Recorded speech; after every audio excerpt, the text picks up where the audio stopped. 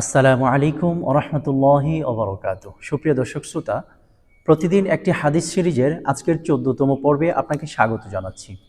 সুপ্রিয় দর্শক, আজকে আমরা বাইহাকি শরীফের একটি গুরুত্বপূর্ণ হাদিস আপনাদের সামনে তুলে ধরার চেষ্টা করব ইনশাআল্লাহ।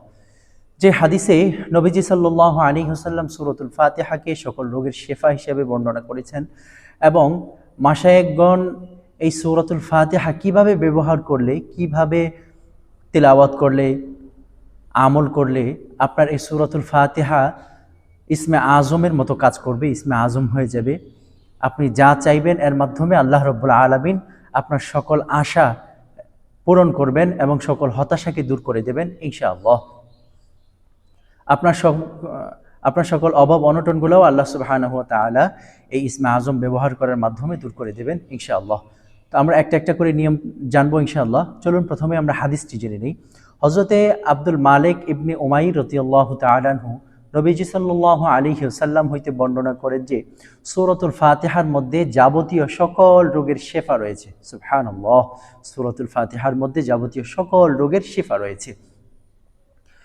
সিহাসিত্তার কিতাবসমূহে বর্ণিত হইয়াছে যে সাহাবায়ে কেরাম রাদিয়াল্লাহু তাআলা আনহুম আজমাইনগণ সাপ বিচ্ছুর দংশন করা লোকের উপর, মৃগী রোগীর উপর এবং পাগলের উপরে সূরাতুল ফাতিহা পাঠ করে দম করতেন, অর্থাৎ ফু দিতেন। এবং নবীজি সাল্লাল্লাহু আলাইহি ওয়াসাল্লাম উহাকে জায়েজও বলেছেন। নবী সাল্লাল্লাহু আলাইহি ওয়াসাল্লাম ইহাকে জায়েজ বলেছেন, কখনো বাধা দেন নাই। সুবহানাল্লাহ। সুপ্রিয় দর্শক, এখন আমরা জেনে নেব সূরাতুল ফাতিহা কিভাবে পাঠ করলে এটা ইসমে আজমের মতো কাজ করে এবং কিভাবে পড়তে হয়, কখন পড়তে হয়, কতক্ষণ পড়তে হয়, কতবার পড়তে হয়, কোন নিয়মে পড়তে, সকল কিছু আমরা অল্প সময়ের মধ্যে জেনে নেব ইনশাআল্লাহ। ধৈর্য সহকারে ভিডিওটি শেষ পর্যন্ত দেখবেন ইনশাআল্লাহ। আমাদের চ্যানেলে আপনি নতুন হয়ে থাকলে অবশ্যই চ্যানেলকে সাবস্ক্রাইব করে দেবেন, পাশে থাকা বেল আইকনটি ক্লিক করে দেবেন ইনশাআল্লাহ। চলুন আমরা এখনই নিয়মটি জেনে নিই। ইমাম শাফিঈ রহমতুল্লাহি আলাইহি হইতে বর্ণিত, এক লোক ইমাম শাফিঈ রহমতুল্লাহি আলাইহির কাছে আসলেন এবং বললেন, হযরত, আমার কলিজায় ব্যথা হয়, আমার কলজা ব্যথা হয়। তখন ইমাম শাফিঈ রহমতুল্লাহি আলাইহি ওনাকে বললেন যে তুমি আসাসুল কোরআন পাঠ করে তোমার কলিজার জায়গার মধ্যে তুমি ফু দাও, ইনশাআল্লাহ সেরে যাবে। ওই লোকটা জিজ্ঞাসা করলেন ইমাম শাফিঈ রহমতুল্লাহি আলাইহিকে যে আসাসুল কোরআন কি, আসাসুল কোরআন কোনটাকে বলা হয় আমার জানা নেই। তখন ইমাম শাফিঈ রহমতুল্লাহি আলাইহি বললেন, আসাসুল কোরআন হচ্ছে সূরাতুল ফাতিহা। সুবহানাল্লাহ। এই সূরাতুল ফাতিহা দুই ভাবে পাঠ করলে এটা ইসমে আজমের মতো কাজ করে। প্রথমে আমরা একটা নিয়ম জানবো, তারপরে আরেকটা নিয়ম জানবো। এক নম্বর নিয়ম হচ্ছে ফজরের নামাজের যে সুন্নত আছে, 2 রাকাত সুন্নত পড়ার পর আপনি 40 বার সূরাতুল ফাতিহা বিসমিল্লাহর সাথে মিলিয়ে পড়বেন। আমি আপনাকে নিয়মটা এখনই বলে দিচ্ছি, একবার পাঠ করে দেখাচ্ছি, খুব মনোযোগ সহকারে শুনবেন। উল্টাপাল্টা হলে আবার আমল কাজ করবে না, এজন্য খুবই মনোযোগ সহকারে শুনবেন এবং খুব যত্ন সহকারে আমলটা করার চেষ্টা করবেন। ফজরের নামাজের 2 রাকাত সুন্নত পড়ে আপনি সেই জায়গায় বসে থেকে এভাবে পড়বেন, বিসমিল্লাহির রহমানির রহিম আলহামদুলিল্লাহি রাব্বিল আলামিন। অর্থাৎ বিসমিল্লাহর যে মিম আছে সেই মিমটা লামের সাথে মিলিয়ে পড়বেন। আলহামদুলিল্লাহ লামের সাথে আলহামদু পড়বেন না, মিলহামদুলিল্লাহি রাব্বিল আলামিন পড়বেন। বিসমিল্লাহির রহমানির রহিম আলহামদুলিল্লাহি রাব্বিল আলামিন আর রহমানির রহিম মালিক ইয়াউমিদ্দিন إياك نعبد وإياك نستعين اهدنا الصراط المستقيم صراط الذين أنعمت عليهم غير المغضوب عليهم ولا الضالين آمين। আবারও পড়বেন, বিসমিল্লাহির রহমানির রহিম আলহামদুলিল্লাহি রাব্বিল আলামিন। এভাবে সূরাতুল ফাতিহা 40 বার পাঠ করে তারপর আল্লাহ পাকের কাছে আপনি দোয়া করবেন, আল্লাহ, আমি এই সমস্যার মধ্যে আছি, আপনি আমার এই সমস্যাকে দূর করে দেন আল্লাহ। আল্লাহ, আপনি ছাড়া আমার কেউ নাই। সব সময় দোয়ার মধ্যে আল্লাহ পাকের কাছে নিজের অসহায়ত্ব প্রকাশ করা এবং আল্লাহ পাকের বড়ত্ব বারবার তুলে ধরা। আল্লাহ, আপনার সৃষ্টির মধ্যে সবচেয়ে দুর্বল হচ্ছে আমি, আপনি যত মানুষ বানিয়েছেন সবচাইতে নিকৃষ্ট মানুষ হচ্ছে আমি, সবচেয়ে খারাপ মানুষ আমি। আল্লাহ, আমি আমার অসহায়ত্ব আপনার কাছে প্রকাশ করছি, আপনি আমাকে ক্ষমা করে দেন, মাফ করে দেন, আপনি আমাকে আমার চাহিদাটা পূরণ করে দেন, আপনি আমার রোগ থেকে আমাকে শেফা দিয়ে দেন। হ্যাঁ, যদি কোনো জাদুগ্রস্ত লোকের উপরে আপনি আমল করতে চান, তাহলে পানির মধ্যে ফু দিয়ে ওই মানুষকে খাইয়ে দিলে ইনশাআল্লাহ সে পরিপূর্ণ সুস্থ হয়ে যাবে ইনশাআল্লাহ। আল্লাহ পাক রব্বুল আলামিন কবুল করে নেন, আমিন। তো আমরা তো একটা নিয়ম শিখলাম। দ্বিতীয় নিয়ম হচ্ছে চাঁদের প্রথম রবিবারে, অর্থাৎ আরবি মাসের প্রথম রবিবারে ফজরের সুন্নত ও ফরজের মাঝখানে আগের মতো মিম না মিলাইয়া 70 বার পড়িবে। অতঃপর প্রত্যেক দিন একই সময়ে 10 বার করিয়া কমাইয়া পড়িতে থাকিবে। এটা হচ্ছে দ্বিতীয়।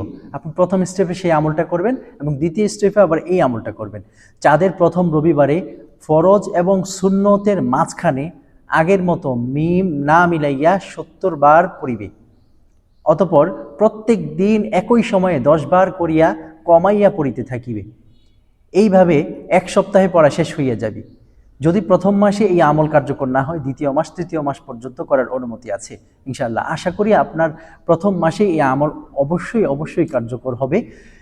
আমলটি করার পূর্বে অবশ্যই আপনি পরিপূর্ণ পাক পবিত্র হয়ে তারপরে বসবেন। একটা জায়নামাজে সুন্দর করে বসে একটা তসবিহ হাতে নিয়ে খুব মনোযোগ সহকারে, আর হ্যাঁ, আপনার হিসাবে যেন কোনোভাবেই ভুল না হয়, খুব মনোযোগ সহকারে।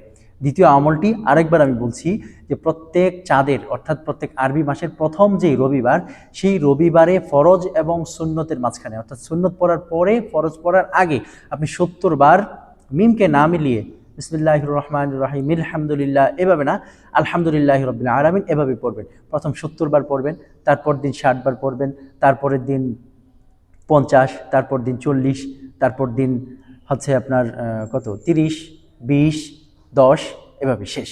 ঠিক আছে, 7 দিনের মধ্যে শেষ হয়ে যাবে ইনশাআল্লাহ। এভাবে আপনি প্রত্যেক 3 মাস পর্যন্ত করবেন, অর্থাৎ প্রত্যেক পুরো মাস তো আর করতে হচ্ছে না, আপনি মোট 7 দিন আমল করার সুযোগটা পাচ্ছেন আর কি। তো এভাবে ইনশাআল্লাহ আপনি যখন আমলটা করবেন, অবশ্যই আপনার সমস্ত রোগ থেকে আল্লাহ পাক রব্বুল আলামিন ভালো করে দেবেন। এই আমলের পরিপূর্ণ ফজিলত এখনো পর্যন্ত বলা শেষ হয় নাই। খুব মনোযোগ সহকারে শোনেন। যে কোনো পুরানা রোগের জন্য চীনা বর্তনে অর্থাৎ চীনা প্লেটের মধ্যে 40 দিন এই সূরা গোলাপ, জাফরান ও মেশকের দ্বারা লিখিয়া ওই বর্তনটা অর্থাৎ ওই প্লেটটা ধুয়ে পান করানোর আমলও বিশেষভাবে পরীক্ষিত। ওই প্লেটটা ধুয়ে অর্থাৎ ওই পানিটা পান করা, হ্যাঁ। ইহা ছাড়া দাঁত, মাথা ও পেট ব্যথায় 7 বার পড়িয়া দম করার আমলও পরীক্ষিত। অর্থাৎ দাঁত ব্যথা, মাথা ব্যথা, পেট ব্যথা এগুলো হলে 7 বার করে ফু দিলেই যথেষ্ট, আপনার রোগ ভালো হয়ে যাবে ইনশাআল্লাহ। এর থেকে বড় শেফার আমল আর কি চাই আমরা? আল্লাহ পাক রব্বুল আলামিন কোরআনুল কারীমের মধ্যে সব কিছু দিয়ে দিয়েছেন, কিন্তু আমাদের অযোগ্যতার কারণে, আমাদের এলেম না থাকার কারণে, জ্ঞান না থাকার কারণে আমরা বুঝতে পারি না অনেক সময়। প্রিয় দর্শক, এই আমলগুলো অবশ্যই করবেন, অবশ্যই করবেন। অন্তত 7 বার পরে আপনি এই যে ফু দেওয়া, এটা তো খুবই সহজ কাজ, এটা যে কোনো সময় করতে পারবেন ইনশাআল্লাহ। কিন্তু ওই যে ফরজ এবং সুন্নতের মাঝখানে ওই সময়টায় পড়লে খুব বেশি কার্যকর হয়। এজন্য আমরা খুব যত্ন সহকারে আমলটা করব। আর আমল করার সময় মনে মনে এই নিয়তে করব, অবশ্যই এর মাধ্যমে আল্লাহ রব্বুল আলামিন আমাকে শেফা দিয়ে দিবেন, আমার মনের চাহিদা পূরণ করে দেবেন। তো আপনি যেই উদ্দেশ্যে আমলটা করবেন সেই উদ্দেশ্য পূরণ হবেই। আপনার মানসিকতা ঠিক এমনটাই থাকতে হবে যে এই আমলের দ্বারাই আমার অবশ্যই আল্লাহ পাক রব্বুল আলামিন আমাকে মুক্তি দিয়ে দিবেন। এই মানসিকতা যদি আপনার ভিতরে থাকে, আপনার মাথায় থাকে, তবে অবশ্যই আপনার আমল কার্যকর হবে। আর যদি আপনি বলেন যে একবার আমলটা করে দেখি কাজ হয় কিনা, এটা আল্লাহ পাককে পরীক্ষা করার শামিল হয়ে গেল। আল্লাহ পাককে যদি আপনি পরীক্ষা নিতে চান, তো আল্লাহ পাক রব্বুল আলামিন বলবেন যে বান্দা, আমার উপরে তোমার পরিপূর্ণ বিশ্বাস নাই, তুমি আমার পরীক্ষা নিতেছো, তো নিতে থাকো, দেখি কতক্ষণ পর্যন্ত তুমি আমার পরীক্ষা নিতে পারো। এজন্য আল্লাহ পাকের পরীক্ষা না করা। আল্লাহ পাকের কোরআন অবশ্যই অনেক দামি। এই কোরআনের বদৌলতে আল্লাহ পাক রব্বুল আলামিন সব কিছু থেকে আপনাকে মুক্তি দিয়ে দিতে পারেন। আল্লাহ পাক রব্বুল আলামিন আমাদেরকে খুব শক্ত মজবুত মনোবল নিয়ে এই আমলকে করার তৌফিক দান করেন, আমিন। অবশ্যই কিন্তু আপনি পরিপূর্ণ পবিত্র হয়ে তারপরে এই আমলটি করার চেষ্টা করবেন। ঠিক আছে, কোনো পেশাবের ছিটাফাটা আপনার জামা কাপড়ে পড়েছে, ওই রকম কোনো জামা কাপড় নিয়ে এই আমলটি করবেন না। আর কোনো খারাপ উদ্দেশ্যে অবশ্যই এই আমলটি করা যাবে না। আবারও বলে দিচ্ছি, কোনো খারাপ উদ্দেশ্যে এই আমল করবেন না, তাহলে আল্লাহ রাব্বুল আলামিন আপনাকে শাস্তির সম্মুখীন করতে পারেন। আল্লাহ সুবহানাহু ওয়া তাআলা আমাদের সকলকে জায়েজ উদ্দেশ্যে, ভালো উদ্দেশ্যে আমল করার তৌফিক দান করেন, আমিন। আবার দেখা হচ্ছে আপনাদের সাথে আগামী ভিডিওতে। ততক্ষণ পর্যন্ত ভালো থাকবেন, সুস্থ থাকবেন। আল্লাহ হাফেজ। আসসালামু আলাইকুম ওয়া রাহমাতুল্লাহি ওয়া বারাকাতুহু।